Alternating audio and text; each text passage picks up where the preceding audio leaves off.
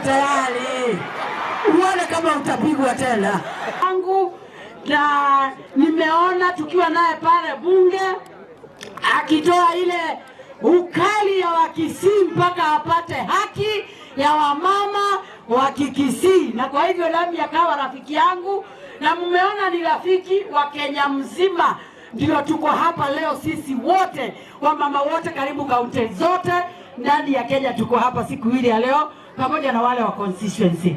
Tuko hapa kwa sababu tumekuja kusupport kazi ya serikali ya William Samoei Ruto. Ametusupport tuje tuwafanyie kazi kama hizi mnaona hapa, lakini zaidi ya yote anatuambia ongeeni na familia on family health na mental issues zenye zinafanya watu wamalizana kwa nyumba. Kwa nini watu wanamalizana kwa nyumba? Ni kwa sababu ya kutokujipenda. Utakapojipenda utapenda hata huyo mtu mwingine. Kama wewe ni mama single, unajipenda kwa sababu wewe ni single. Wamama single muko? Wamama single muko? Si mnalea watoto peke yenu? Si alizaa mtoto na akakataa kulea? Kwani ni nani kama wewe? Wewe ni baba na wewe ni mama. Unaangalia watoto unawaambia alikataa kuwalea, nikaamua kucheza kama mimi, na uwafundishe kukutii kwa sababu wewe ndiye mama yao. Tunao mama hao wengine ambao ni wajane. Mzee alienda mbinguni, wamama hao wako? Wamama wajane wenye mzee alitangulia mbinguni na wewe ukabaki hapa na Yesu. Halafu kama wewe ni mjinga unaanza kudanganywa na hao marafiki wa mzee wako, wakikuambianga ni mzee alisafiri, sisi bado tuko hapa tu, tukipangana kidogo kidogo hivi mambo yetu itakuwa sawa, omomi na unipange tu kidogo. Unaanza kupeana vitu za watoto wako, unaacha mpaka mwanaume anakuja analala kitanda ya mzee wako na mzee alifariki. Hata wewe kichwa iko na kashida kidogo. Hata kama ni mtu unataka kusaidia ende ukamsaidia huko nje. Heshimu watoto na mzee aliyelala.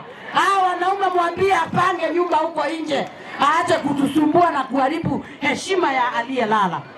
Na hawa mama wengine ni wale wa hapo mwisho, wale ambao wameolewa. Muko wa mama wale wameolewa? Muko ndani ya nyumba? Nyinyi ndio mmekuwa kisirani katika hii maisha. Wazee wananiambia ati mmekataa. Ikifika kule ni kujipanga, kichwa ngumu ndio umemea. Unasema hapa hatuendi, hii safari siondi nikitoboa. Alafu mzee anataka ukuje kwa kitanda umejipanga vizuri, mama mwenye akona heshima zake, na wewe unaendea mzee na kitisha kimeandikwa Seng'enge ni ng'ombe. Ati ukimwi unaua. Ama unamwambia tumeamua raundi hii ni Nyakundi, tumeamua raundi hii ni Donya. Ama unamuendea na hii FGM isano. Lakini hii iko na sense. Hii inaweza make sense. Ndio asikie watoto wasipashwe tohara. Tafadhali tuache watoto wetu waende kwa waume wao wakiwa complete. Mungu ambaye alipanga hivyo alijua sababu. Kazi yako ni kulea, kusomesha na kutuma, sio kuanza kutoa vipande zingine za mwili. Na hiyo kipande ndio Mungu aliweka ya kuleta raha ndani ya maisha. Lakini na wewe sasa umeamua hiyo ndio unaenda kukata. Najua ni ngumu ikiwa katika mila na desturi mzee akiwa, lakini kama mama tunasema sasa tuisimamishe. Lakini pia hata wewe mama jipange vizuri. Mama, hii maisha ni kujipenda. Wewe mwenyewe jipende. Nyumba tayarisha. Kitanda tengeneza vizuri kama ibada ya kanisa. Tengeneza na upambe vizuri kama vile wachungaji upanga pale kwa ibada.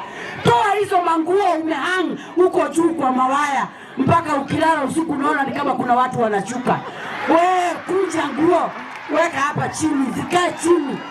Wacha kuhangi manguo huko, kunakaa kama kuna maghost inashuka. Alafu tena ukienda kwa mzee kulala, unamuendea ni kama mtu wa nduthi.